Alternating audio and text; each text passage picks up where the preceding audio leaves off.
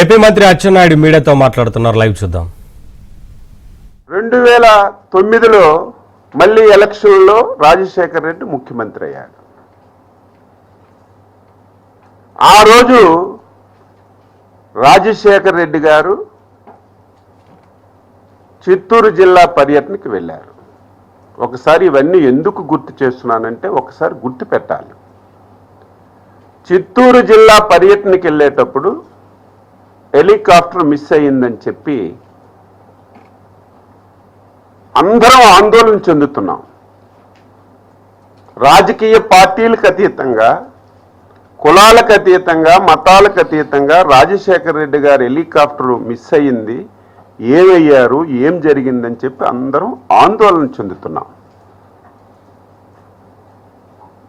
Even మా party అధ్యక్షులు కూడా చంద్రబాబు నాయుడు గారు ప్రత్యేకమైనటువంటి టెలికాన్ఫరెన్స్ తీసుకొని మీరు కూడా అన్వేషించండి, ఎక్కడైనా సరే సమాచారం దొరుకుతుందా, ఎక్కడైనా ఏమైనా ఇన్సిడెంట్ జరిగిందని చెప్పి చంద్రబాబు నాయుడు గారు కూడా ఆందోళన చెంది ఆయన యొక్క ఆసూకీ గురించి ఏ విధంగా ఆందోళన చెందామో ఇక్కడ చాలామంది పాత్రికేయులు ఉండుంటారు, చాలామందికి ఈ విషయం తెలుసుంటుంది. రాజశేఖర రెడ్డి గారు చనిపోయే సమయంలో నువ్వు ఎక్కడున్నావో చెప్పవలసినటువంటి బాధ్యత నీకుంది.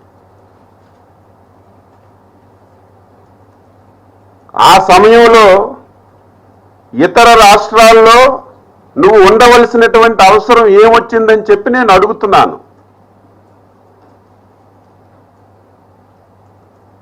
ఆ సమయంలో పోలవరం టెండర్లు చనిపోయిన రోజునే 100 కోట్ల రూపాయలు టెండర్లు ఆన్లైన్లోకి ఎక్కించి టెండర్లు పిలిచినటువంటి పరిస్థితికి ఆన్సరు నువ్వు చెప్పవలసినటువంటి అవసరం ఉంది. దీనన్నింటికీ మించి అందరం ఆందోళన చెందుతుంటే ఏమయ్యారో ఆచోకీ మనకు తెలియటం లేదని చెప్పి ప్రతి ఒక్కరూ అదే ప్రయత్నంలో ఉంటే నువ్వు చేసిన పనేంటి? అప్పటికే నిర్ధారణ కాలేదు, మిస్ అయ్యారా, చనిపోయారా, ఏం జరిగిందో నిర్ధారణ కాలేదు.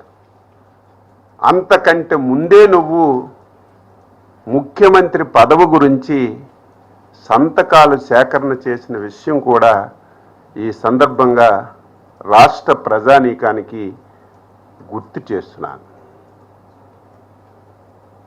మనిషి యాటిట్యూడ్ తెలుసుకోవాలి. ఆ రోజు చాలా మంది చాలా అనుమానాలు వ్యక్తం చేశారు. జగన్మోహన్ రెడ్డి ఆ రోజు రిలయన్స్ వాళ్ళు చేశారని చెప్పి రిలయన్స్ ఏజెన్సీల మీద దాడి చేయించాడు. మళ్ళీ అదే రిలయన్స్ వాళ్ళతో మంచి చేసుకున్న వాళ్ళకి రాజ్యసభ స్థానాలు ఇచ్చాడు. అదే సమయంలో చాలామంది సీనియర్ నాయకులు చాలా రకాలుగా మాట్లాడారు. అదే సమయంలో ఈ పార్టీలో ముఖ్య నేతగా ఉన్నటువంటి బొత్స సత్యబాబు గారు బహిరంగంగా వైఎస్ మృతి వెనక జగన్ హస్తం ఉందని సాక్షాత్తు నీ దగ్గర ఉన్నటువంటి బొత్స సత్యబాబు గారు ఆ వేళ మాట్లాడారు. కానీ మేము ఆ రోజు అంత సీరియస్గా తీసుకోలేదు. సభ్య సమాజంలో ఎవరు కూడా ఇటువంటి పని చెయ్యరని. కానీ తరువాత పరిణామాలన్నీ కూడా చూస్తుంటే ఒక సైకోకి పదవి వ్యామోహం వస్తే పదవి గురించి ఏదైనా చేస్తాడు. తండ్రినైనా వదలడు, బాబాయినైనా వదలడు, తల్లినైనా వదలడు, చెల్లినైనా వదలడు, ఈవెన్ పార్టీ వాళ్ళైనా సరే వదలడని తరువాత జరిగినటువంటి పరిణామాలన్నీ కూడా మనం చూస్తున్న విషయం కూడా ఈ సందర్భంగా తెలియజేస్తున్నాను. తండ్రి మరణాన్ని సింపతిగా మలుచుకొని ఏ విధంగా ప్రవర్తించాడో ఒకటి. తండ్రి మరణం నిర్ధారణ కాకముందే సంతకాలు పెట్టి ముఖ్యమంత్రి పదవి గురించి ఏ విధంగా ప్రయత్నం చేశాడో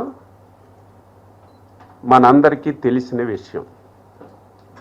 తర్వాత తెలుగుదేశం పార్టీ 2014లో గెలవటం,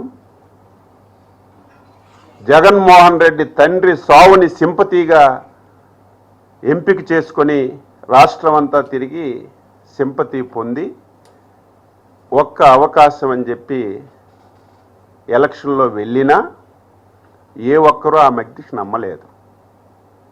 అధికారాన్ని ఇవ్వడానికి ఇష్టపడలేదు. ఏ సర్వేలు చూసినా 2014, 19 మళ్ళీ చంద్రబాబు నాయుడే ముఖ్యమంత్రి అవుతారు, ఎక్కడ ప్రజల్లో కూడా వ్యతిరేకత లేదు. అటువంటి పరిస్థితిలో ముఖ్యమంత్రి పదవి గురించి బాబాయి వైఎస్ వివేకానంద రెడ్డిని అడ్డంగా గొడ్డలతో నరికిన విషయం నేను చెప్పడం కాదు, చిన్న పిల్లవాడికి లేపిన, పడుకున్నవాడికి లేపిన ప్రతి ఒక్కరూ చెప్పే పరిస్థితి వచ్చిందని చెప్పి ఈ సందర్భంగా తెలియజేస్తున్నాను. తరువాత చెల్లి, నువ్వు జైల్లో ఉంటే ఏ విధంగా పాదయాత్ర చేసిందో ప్రతిరోజు ఆవిడే మాట్లాడుతుంది.